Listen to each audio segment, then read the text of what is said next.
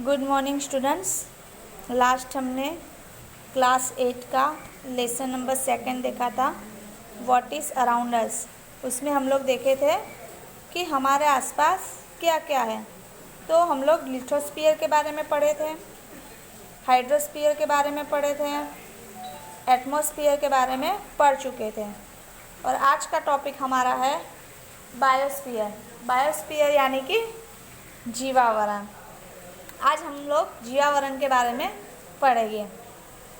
Biosphere, the part of lithosphere, hydrosphere and atmosphere where the living world exists is known as the biosphere. Biosphere is one of the important sphere on Earth. Earth is the only planet in the solar system having a biosphere. Biosphere includes vegetations, animals, insects and human beings. We obtain food and many other necessary things too from biosphere. We cannot live without vegetation and animals. Biosphere is the base of our existence and living. It is a divided in two parts. First of all, non-living things and second, living. Lithosphere, hydrosphere, atmosphere from the non-living part, while plants, animals and microorganisms are included in the living world. जो जीवावरण है तो पृथ्वी के मृदावरण, जलावरण और वातावरण के जिस भाग में जीव सृष्टि फैली हुई है उसे हम जीवावरण के नाम से जानते हैं। पृथ्वी पर जीवावरण एक महत्वपूर्ण आवरण है। सौर परिवार में पृथ्वी ही एक ऐसा ग्रह है जिसपे जीवावरण है। पृथ्वी पर जीव सृष्टि में वनस्पति, प्राणी, जीव जंतु और मानव का समावेश होता है। हम सब भोजन और दूसरी बहुत सी चीज वस्तुओं जीवावरण से ही प्राप्त करते हैं। देखो तो वनस्पति और प्राणियों के बिना हम जीवित नहीं रह सकते। हमारे अस्तित्व और निर्वाह का आधार सिर्फ जीवावरण है जो सिर्फ पृथ्वी पर है, जिसे दो भाग में बांटा गया है। पहला है नॉन लिविंग यानी कि अजैविक और दूसरा है लिविंग यानी कि जैविक विभाग। जो जैविक विभाग है उसमें मृदावरण, जलावरण और वातावरण का समावेश होता है। और जो अजैविक जो विभाग है नॉन लिविंग थिंग्स, उसमें मृदावरण, जलावरण और वातावरण का समावेश होता है। और जैविक यानी कि लिविंग में वनस्पति, प्राणी और सूक्ष्म जीवाणु का समावेश किया गया है। थिंक यानी कि थोड़ा विचार कीजिए। If any elements in the living world is destroyed, then what will be its effect on our lives? For instance, what happens in the birds are wiped out from the face of the earth. यानी कि हमारे आसपास रही हुई जो जीव सृष्टि है उसे एक सृष्टि नष्ट हो जाती है तो उसका हमारे जीवन पर क्या प्रभाव पड़ता है। उदाहरण के रूप में हम पक्षियों का अस्तित्व न रहे तो अपने शिक्षक के साथ चर्चा करनी है, ठीक है। अब यहाँ पे एक चित्र दिया गया है कि if man harms the earth by his activities then do thing will effect this sphere. यानी कि मनुष्य अपने कार्यों से पृथ्वी को प्रदर्शित करे तो इन आवरणों का कुछ नुकसान होगा क्या। तो यहाँ पे नेचुरल यानी कि प्राकृतिक, फिर यहाँ पे मैन मेड यानी कि मानव निर्मित जो मनुष्य ने बनाया है। नॉन लिविंग यानी कि अजैविक।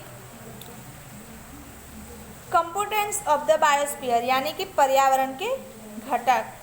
लिविंग यानी कि जैविक और पीपल यानी कि मानव। ये पर्यावरण के तत्व दिया गया है कि जो मनुष्य ने बनाया है वो, फिर कुदरती रूप से है वो, फिर वातावरण में जैविक और अजैविक। यहाँ पे मानव का चित्र भी दिया गया है तो ये चित्र को हमें समझना है। अब यहाँ पे भी एक दूसरा पिक्चर दिया गया है। तो यहाँ पे मानव प्रवृत्तियों का आवरण पर प्रभाव किस तरह होता है, यानी कि कौन सा प्रभाव पड़ता है वो यहाँ पे दिया गया है। Effect of human activities on sphere, human beings knowing and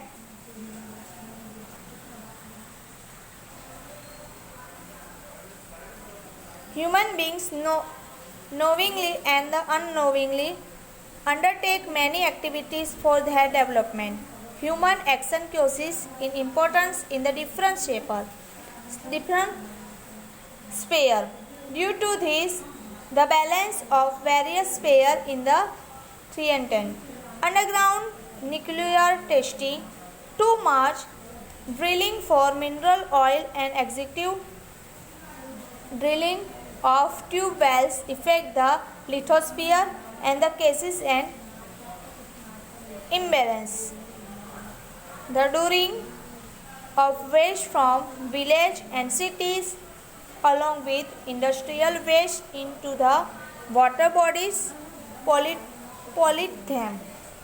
The polar caps have started melting due to increasing heat.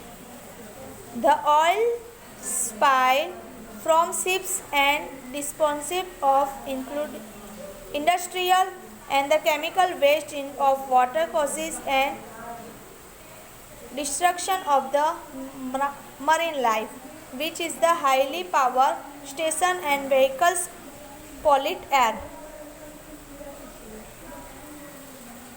The areas with the higher frequency of the vehicles show increased rate of carbon monoxide in the air.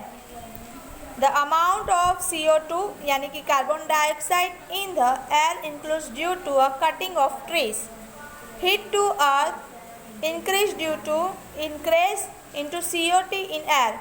In this way, human activities affect the biosphere. The nurturing links of nature are engaged due to exploitation of environment which इंडेज of the biosphere, यानी कि मनुष्य अपने विकास के लिए न जाने कितनी प्रवृत्तियाँ करता रहता है और कितनी प्रवृत्तियों को वो अनजाने करता है, जिसके अनेक आवरणों का संतुलन ही बिगड़ जाता है। जैसे कि खनिज प्राप्त करने के लिए अधिक खन, भूमिगत परमाणु परिश्रण, खनिज तेल खोजने के लिए बहुत गहराई तक खुदाई और आवश्यकता के लिए अधिक पाताल कुआं तैयार करना पड़ता है, और जिसमें मृदावरण का संतुलन बिगड़ जाता है। शहरों और गांव में अशुद्धियां और औद्योगिक कचरा तालाबों में फेंकने से हमारे तालाब जो है वो प्रदूषित हो जाते हैं, यानी कि बहुत गंदे हो जाते हैं। गर्मी बढ़ने के कारण ध्रुव प्रदेशों का बर्फ पिघलने लगा है और जहाज़ों का निरंतर तेल बहने के कारण जो औद्योगिक क्षेत्र है वो गंदे और रासायनिक पानी का निकाल समुद्री जीवों में होने के कारण जो समुद्र में रहने वाले जो जीव है उनका विनाश हो जाता है, जिसमें हमें जलावरण के लिए भयजनक है। उद्योग, कारखाने, पावर स्टेशन और वाहनों द्वारा दूषित हवा वातावरण में मिलती है। वाहनों के अधिक जाने या तो आने जाने वाले क्षेत्र में कार्बन मोनोऑक्साइड, CO2 यानी कार्बन मोनोऑक्साइड जैसी गैसों का प्रमाण अधिक बढ़ जाता है, और जो वृक्षों काटते हैं उसमें कार्बन डाइऑक्साइड का प्रमाण बढ़ जाता है, और कार्बन डाइऑक्साइड का प्रमाण अधिक बढ़ने के कारण पृथ्वी पर जो गर्मी का प्रमाण है वो बढ़ता जाता है। इस तरह वातावरण पर मानव प्रवृत्तियों का प्रभाव पड़ता है।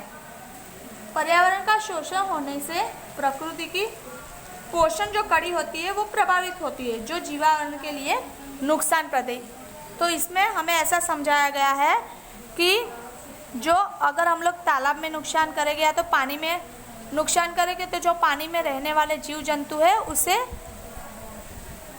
वो क्या है वो मर जाते हैं, और उसके बाद जीवावरण को भी नुकसान होता रहता है। और वातावरण में अगर हम लोग कुछ गैस वगैरह या तो कंपनी में जो धुएं उड़ते हैं उसके कारण भी जो